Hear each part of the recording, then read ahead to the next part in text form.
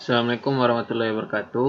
Perkenalkan, saya Juan Jan dari NRP 052117/2005. Pada kesempatan kali ini saya akan mencoba mengolah data menggunakan Tableau. Jadi ini menggunakan Tableau desktop dan saya akan membuat 5 chart dari Tableau ini.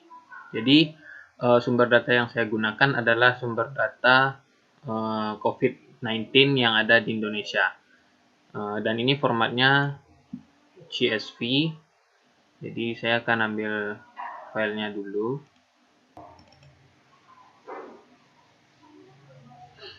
Nah, ini ada datanya dan datanya ini sudah siap digunakan, jadi tidak perlu pengolahan sana sini. Jadi saya akan langsung ke worksheet yang ada di pojok bawah.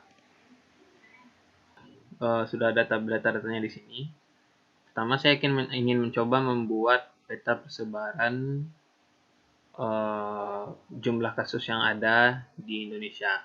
Nah, total kasus yang ada di Indonesia. Jadi ini saya akan coba ambil menggunakan latitude dan longitude sebagai kolom dan rows. Dan saya ubah ke sini.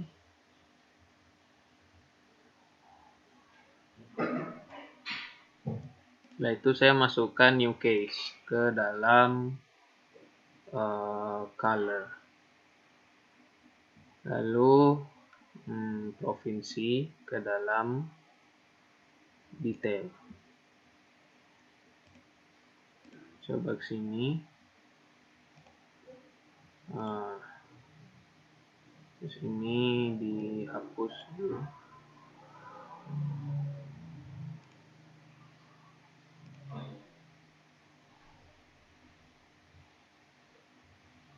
Oh ya, saya perlu menambahkan filter terlebih dahulu pada provinsi, karena di provinsinya ada data yang null. Nah, di sini ada null. Jadi ini membuat ada nilai yang berbeda.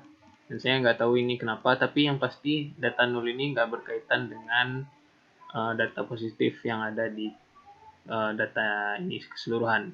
Jadi ini bisa dihapus dan tidak mempengaruhi nilai-nilainya.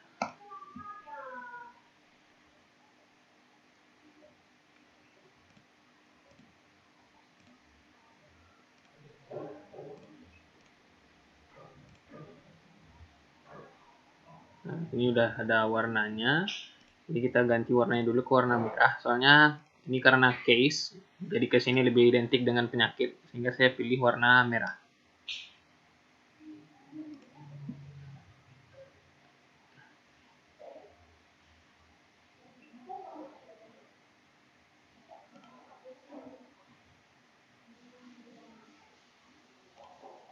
Kemudian ini mungkin ini karena masih ukurannya kecil, jadi kita perbesar dulu supaya lebih jelas.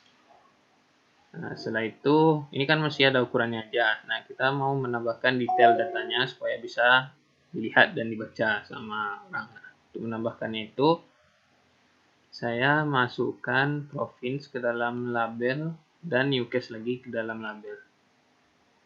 Nah, ini sudah detail semuanya.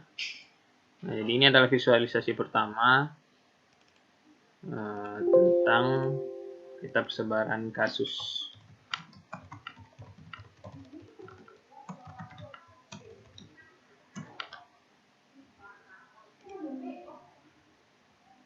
Di sini ada keterangannya juga. Kita lanjut ke visualisasi selanjutnya, yakni saya ingin membuat jumlah kematian. Jadi jumlah kematian ini mungkin tidak menggunakan peta, jadi saya cuma menggunakan, misalnya menggunakan yang ini paket bubble. Jadi paket bubble ini saya tinggal masukkan new death dan province. Oh ya, untuk filter province tadi ini di enable ke seluruh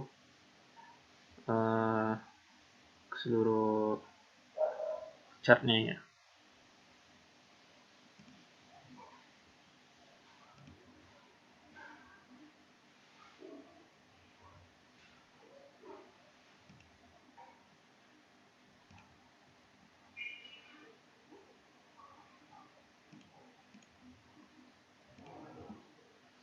Nah, ini sudah ada nilainya, kita bisa ganti ke sini. Nah, ini masih kurang bisa ditarik yang lebih detail lagi. Ini masih bisa ditarik hal yang lebih detail, jadi kita bisa menambahkan new depth-nya ke label dan ke color.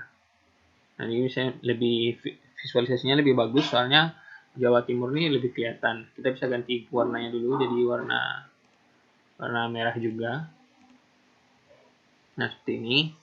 Jadi bisa tahu jumlah kematian dari COVID-19. Jadi ini dapat kita lihat bahwa Jawa Timur yang paling besar, Jawa Tengah nomor 2, DKI Jakarta nomor 2, dan Jawa Tengah nomor 3. Ini untuk visualisasi kedua. Kemudian visualisasi ketiga, saya akan membuat grafik perbedaan kematian dan kesembuhan dari penderita penyakit COVID-19 menggunakan dari waktu ke waktu.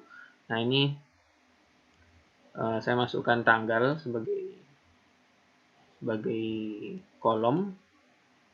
Kemudian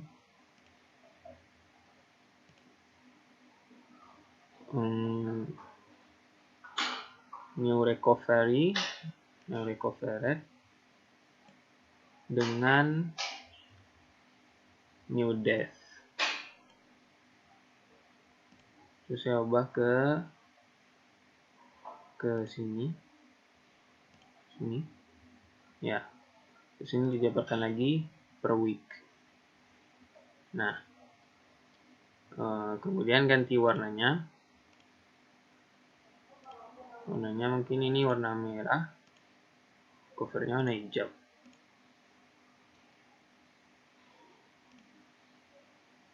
Ya, di sini visualisasi saya yang ketiga itu perbandingan angka kematian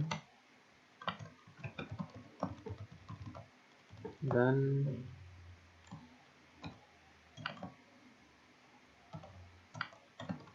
penyembuhan. Di sini dapat dilihat bahwa setiap minggunya dari waktu ke waktu jumlah kematian dan jumlah penyembuhan yang berhasil dilakukan itu dari waktu ke waktu selalu meningkat.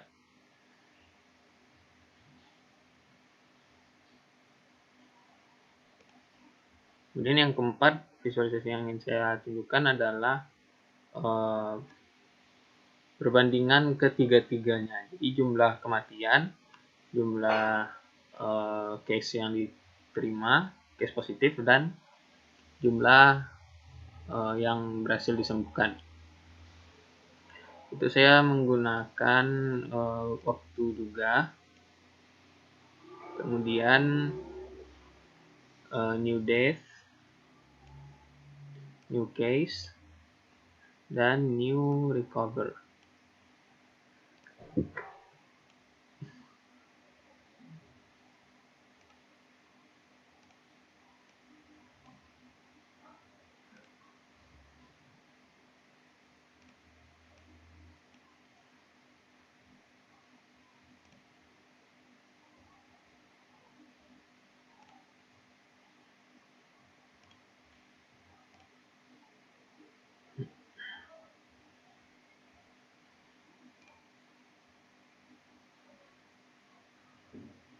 Nah, mungkin kita harus ganti warna dulu.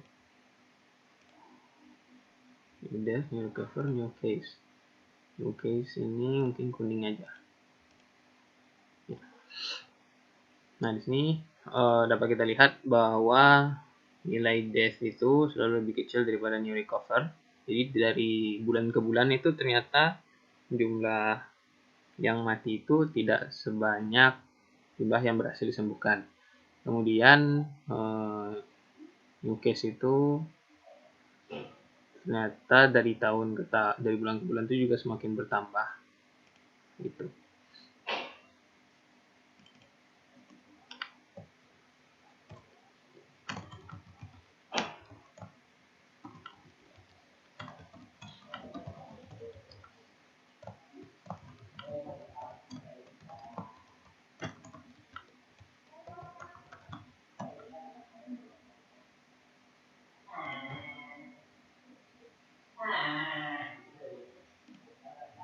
Terakhir, saya akan membuat visualisasi jumlah recovery rate.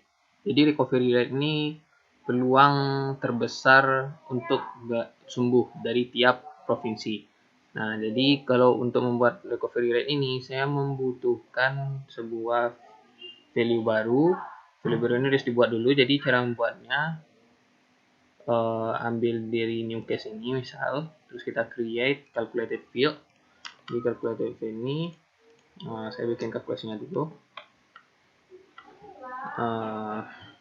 Jadi kalkulasinya ini sum new recovered dibagi sum new case. Nah, kemudian ini dihapus dikali 100. Ini recovery rate. Kemudian klik OK.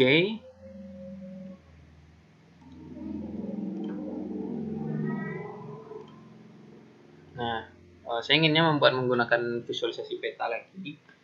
Jadi saya akan menggunakan latitude dan longitude lagi.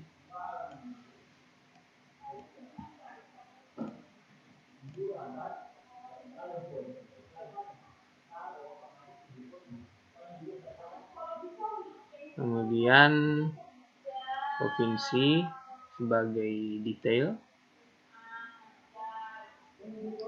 Recovery rate yang sudah kita buat tadi sebagai color. Terus saya ingin ambil menggunakan ini karena ini warnanya lebih kelihatan. Saya ganti warnanya dulu jadi warna hijau. Dan kita detailkan tiap-tiap provinsinya menggunakan label-label. Label. Nah, di sini dapat kelihatan bahwa DKI Jakarta memberikan rate kesembuhan sebesar 88,68%. Dan yang paling rendah itu mungkin seperti pada di Jambi itu 50,37%. Dan yang paling tinggi mungkin di warna yang paling gelap itu di Maluku misal, sebesar 83,88%. Nah, jadi ini adalah recovery rate.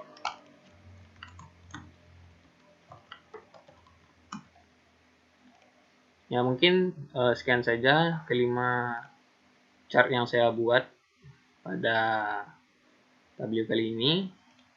Kita persebaran jumlah kasus yang paling besar itu di DKI Jakarta, jumlah kematian juga paling banyak di Jawa Timur, angka kematian dan penyembuhan yang meningkat dari tahun ke tahun, dan recovery yang dimana dia tidak sebesar yang banyak disembuhkan. Kemudian recovery rate yang paling besar di Kalimantan Utara, Kalimantan Selatan, dan yang paling kecil di Jambi dan Papua.